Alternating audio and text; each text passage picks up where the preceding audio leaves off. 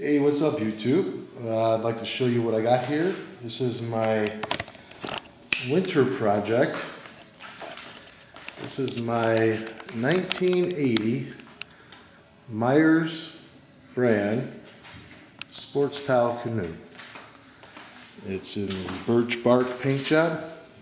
It's kind of like a mustard color with like a brownish purple birch bark. And it's made by Meyers. I'll show you this. It's Meyers Industries, the manufacturer. It'll take a gas-powered 3-horse motor, if that's what you want to put on it. And maximum persons 640. And with your gear combined would be a total of 720 before you start sinking this thing. And speaking of sinking, these things are said to be unsinkable. What's inside here is a foam, and it's kind of thick and it goes throughout the whole entire boat, and it adds for flotation. It's got these sponsoons on the side, which helps it won't tip. You know, I guess that you can stand on one side, it will not tip it. These are good for duck hunting and stuff like that. When your dog gets back in the boat, he won't flip it over. This thing's from 1980 actually, like I said, and I found it. It was my winter project. I stripped it down all the way down to the bare aluminum. And I found a couple places that may need to be repaired. Could have been a crack or a small hole, so I had that done.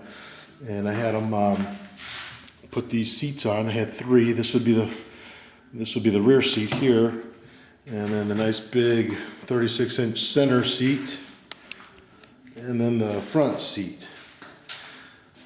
I sent this back to Meyers Industries, where it was built originally. It's in Adrian, Michigan. And I had them do all the work for me. I was thinking about maybe doing it myself, but I really wanted to have it done right, and I wanted it looking good. So it's basically now, pretty much, for all intents and purposes, a brand new canoe. I put some nice large gear on both ends for if you want to pull in and out of the river, you hook the rope up to that. You could hook an anchor up to this, and this up here is actually for your line for your anchor. Also, you can string your line in through this and it kind of locks it in. Nice simple way. If you got a kid or your wife doing it, they can figure it out. What you got here is a couple leads. You see a red and a black, nice heavy gauge wire. Okay, and what happens is these go up. And I don't know if you can see it through the boat here. I got some metal grommet or some rubber grommets here to stop the metal from being so sharp and wearing on those wires. And I got some silicone. It comes up. I made a notch all the way down this whole entire sponsoon. I notched it out.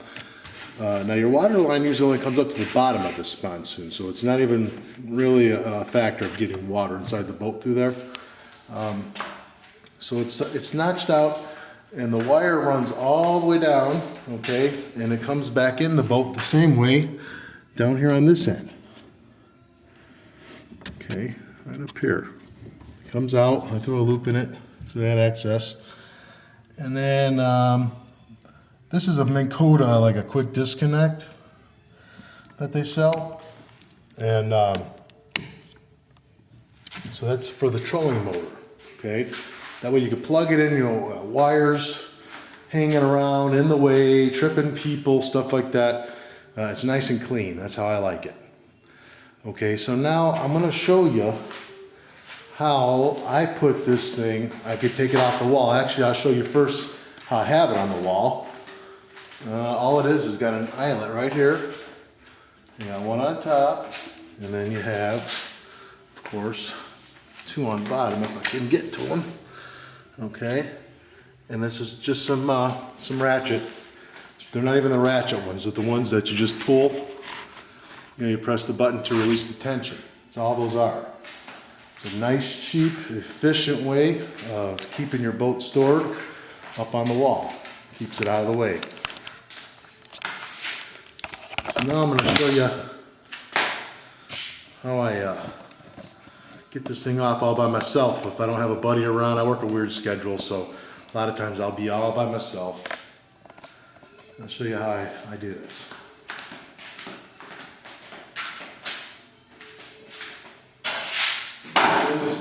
this 2x4 all the way up against the wall. Screw it in until it starts touching the sponsoon, and that's all you need to do.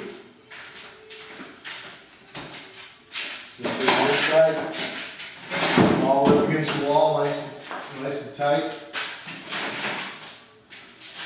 Disconnect your lines just a little longer.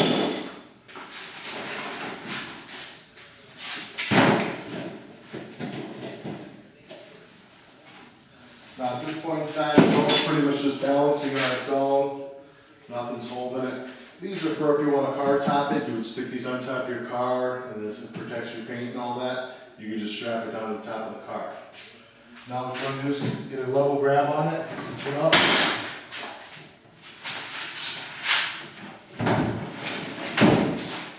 Set her down. Get a good view of the boat.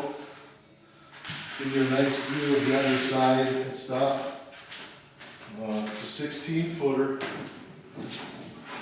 Pretty light. It's about, I think, probably 80 pounds, something like that. It's got a keel down the center. Okay. Now, from here, I'd like to show you what I got sitting right next to it. Is this nice, beautiful, brand new trailer. This is from Harbor Freight, which I know the quality on Harbor Freight isn't that great, but you know what? I put it together myself, and everything's nice and tight. I did do a couple upgrades. First, these boards here. These boards, the ones they gave you were like, I think 32 inches, so it wasn't doing much for me. I wanted more support, so I got some pressure treated lumber, covered them with marine grade carpet, put some new brackets in there, got everything supported real well. I put the trailer jack on there, so when you're storing it in the garage, you can wheel it around, wheel it out of your way. And the winch, which I don't even know if I'll ever use it. It is nice, you can hook it on as your trailer in, that way you know it's on there secure. If your ratchet strap were to fail, you know you're safe still. And then the best thing I've done to this trailer, I think, was I changed the wheels on it. These are the wheels that it came with. These are it's an 8-inch rim. Okay, and I don't know the actual height of the tire wheel, but compared to what I put on was a 12-inch galvanized wheel. Look at the difference. Okay, huge difference there. I'm in Indiana, and most of the camping I do is up in Michigan. So if I'm trailering this thing to Michigan, I'll probably have all my camping gear in there, coolers, tents. I don't need one of these little tires blowing out. So, and I'm thinking it's going to be a lot less wear and tear on the bearing with that larger diameter wheel. So that's something that I felt I had to do to make this trailer worthy of taking a good long road trip. So now what I'm going to do is show you how. I'm going to try to get a good shot here of me putting this boat on this trailer all by myself, no help, and show you how this is done real quick.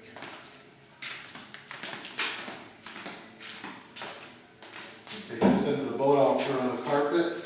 Actually, what I'm going to do first is I'm going to scoot the boat over. Got a little bit of a ledge right here, so I don't really like to set out the boat. Although I don't even know if it'll tip, but it could, you know. So I don't like to go with the middle past this portion here too much. But I try to get it as close to the trailer as possible, you know, and without tipping it over, falling off. Okay, so do like this. That's fine. Grab it by the hand, it's got random handles on it. And just set it right there. Right there on the wood carpet. Take this head.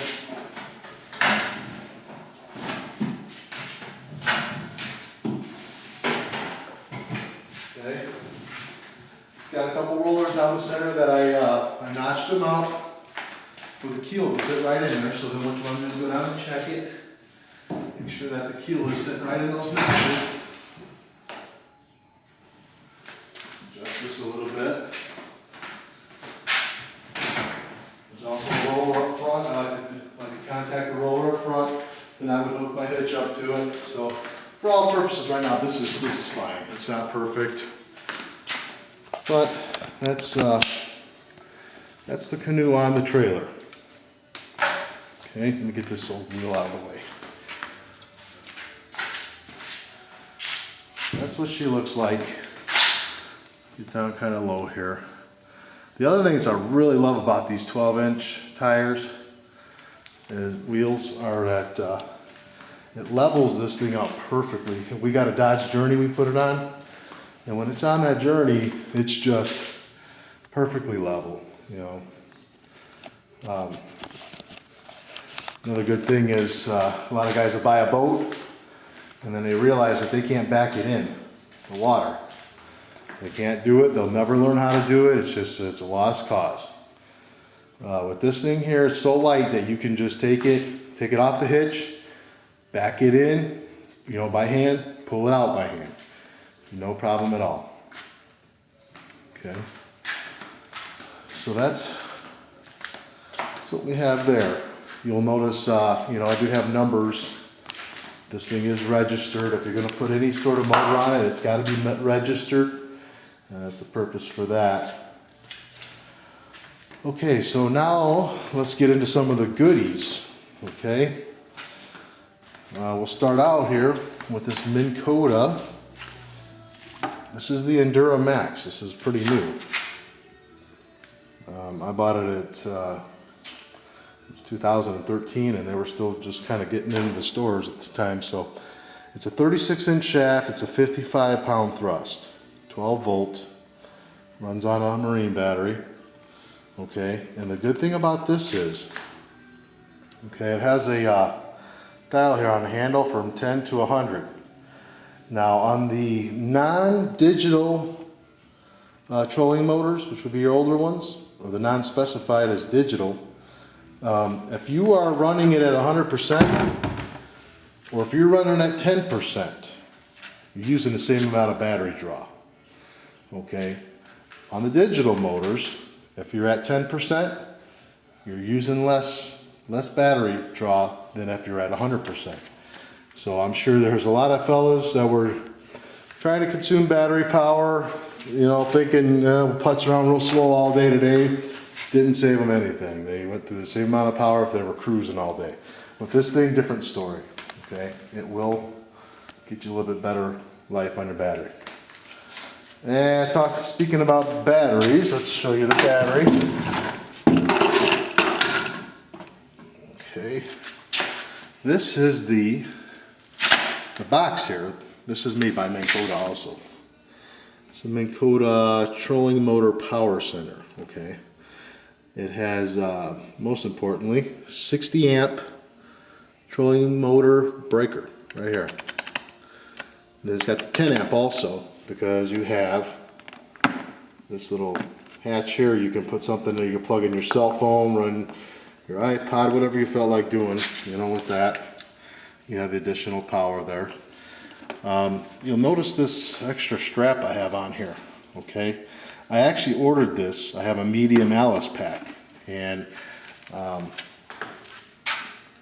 was going to use that to attach my my sleeping roll on there, but I went with a different idea on that. So I had that laying around, and I attached it to this, and it actually works out pretty good. I'll show you in a second how I use that. Okay, the battery inside is the best battery I could find. It's actually one class larger than you're supposed to be able to fit in this battery box. But with the dimensions, I was able to get it in there, no problem. The lid closes fine. It's great. It's a little heavy though, but it's made by Dynamic, and it's a 242 reserve minutes. So from what I understand, I believe you're going to get about 4 hours of run time out of that battery without charging it. I haven't added it out yet, so I couldn't tell you for sure. It has a little button here where you test for your battery. You know, it's fully charged right now. And I'll show you in a second here how I hooked that thing up. I ended up getting a title for the boat. Or, I'm sorry, for the trailer. This right here, this is made by Hummingbird, and it's a fish finder. It's called the Fishin Buddy. It's the 120 model. This is like the middle of the road. I didn't really need color, GPS, all that. But what's great about this compared to other fish finders is that it's the transducer isn't mounted. It actually, you can swivel it in the boat. So if you pull up next to the pier, you want to see what's right underneath the pier, you just point in that direction. Most transducers are mounted on the back of the boat, so they're showing you what you've already kind of passed up. So I really like that. That was something pretty cool there. And they have one cheaper model, but I hear it's like the grayscale on it is like really terrible. So I wanted a little bit of halfway decent graphics. So I went with that. Now I'm going to show you. I'm going to show you what I do with this strap that I was telling you about. Okay.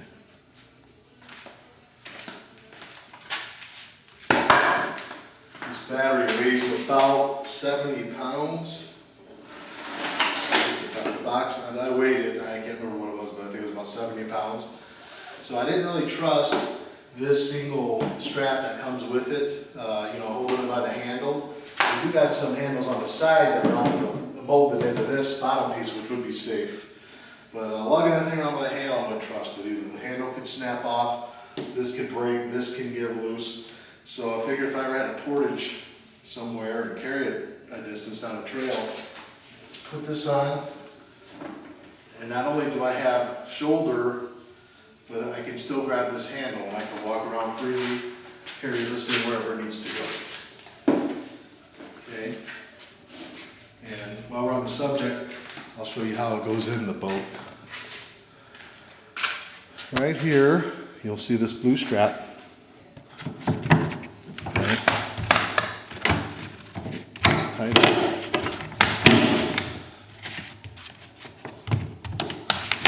Okay, so I got my negative positive wire. I'll have to run the black wire around the back of the boat. Keep the red one out.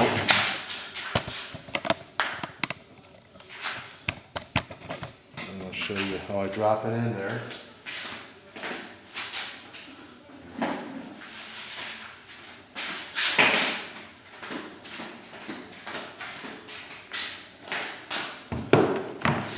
Sit it in here. Now you can get it in there really far back, so it wouldn't even really obstruct your passenger up here. You know, the more you screw with it, the more farther back you can get it. Okay, so and another thing you do is you could run the strap through these straps so that, let's say you flip this boat over, you don't have to go scuba diving for your battery. It's going to stay in here, okay?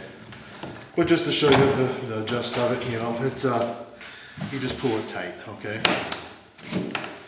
Then hook it up.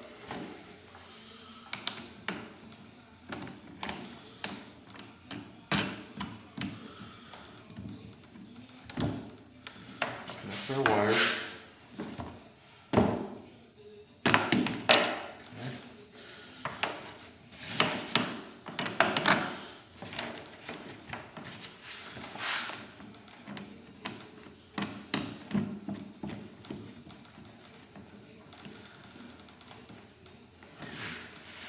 Alright, so got a good connection.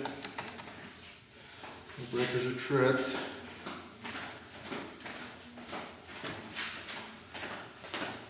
Now, what we'll do, come on this end, I'll show you how we hook up our trolling motor. Okay?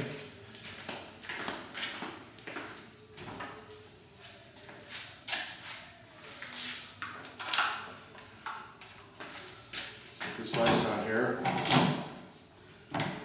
And this is like this injection molded plastic stuff. And this don't have to be real tight, you know, just enough to keep it square, keep it on there. You don't have to go nuts on it. It is plastic. I got it set up kind of high right now. You know, what you would want to do is lower it, because at this point right now, if this was running, you'd hit the boat. And although I don't think it would damage the aluminum, I don't think it would probably definitely shatter the prop. So when you're going, you want that thing lowered in the water. It's got the quick, I don't think I ever really would need to use it, but you can kick this thing back and all that. But if you're in shallow water and you want to bring this up, you know, to the level with the boat, just to get through the shallows, just keep in mind, you can't crank it all the way over to the side. I mean, you can still turn plenty, but you're going to have to time your turns a little better, you know. Okay, so then we have the other end of the quick disconnect. That's under.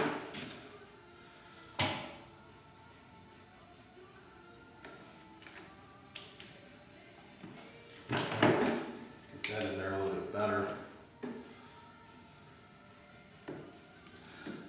It shows you here positive, negative, positive, negative. So it's really full. It won't even go together the wrong way.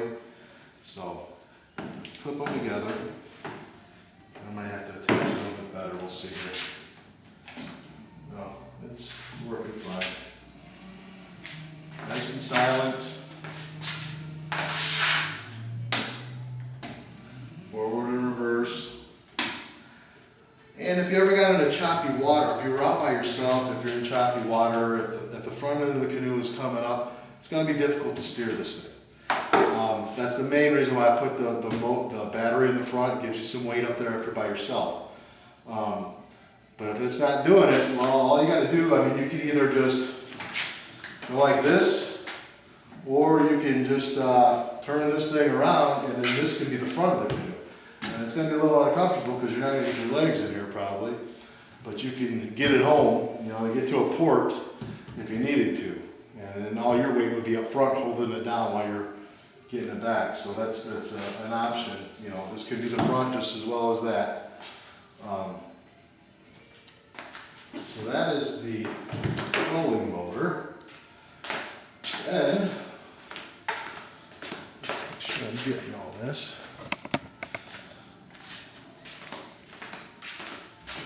Fish finder. This is a big clamp here, okay? And you would just loosen this up, you would attach it in here, tighten it down, wherever you want it. You may want to give this to the guy in the front or something like that.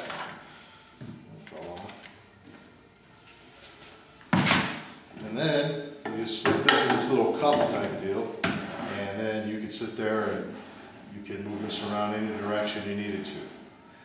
Okay, and then when you're done, just pull it out, throw it down in the canoe, and you can travel. Just leave this on here. I don't leave it on here because I don't want to get it broke when I'm putting it up and down on the wall.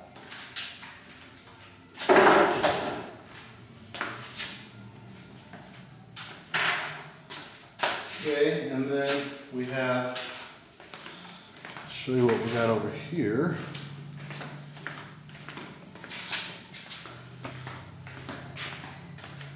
You notice this little thing here. Notice that there's a little divot taken out of the sponsoon foam, and then I have a little threaded handle in there. What that's for is this rod holder. Okay, it just goes on here. Just let the hole fits in and screw them down. And then you could just pop this up, position this, you loosen your thing here to give you your angle that you want, and then you have a rod holder. And I have two of those. And also, never want to leave home without these, which are the oars with oar locks on them. I got two oars with oar locks. And they just go down in there like so. And then when you're not using these, brand new ropes here. You hold your oars up against the wall like that, so that they're not flopping around when you're trying to travel with it.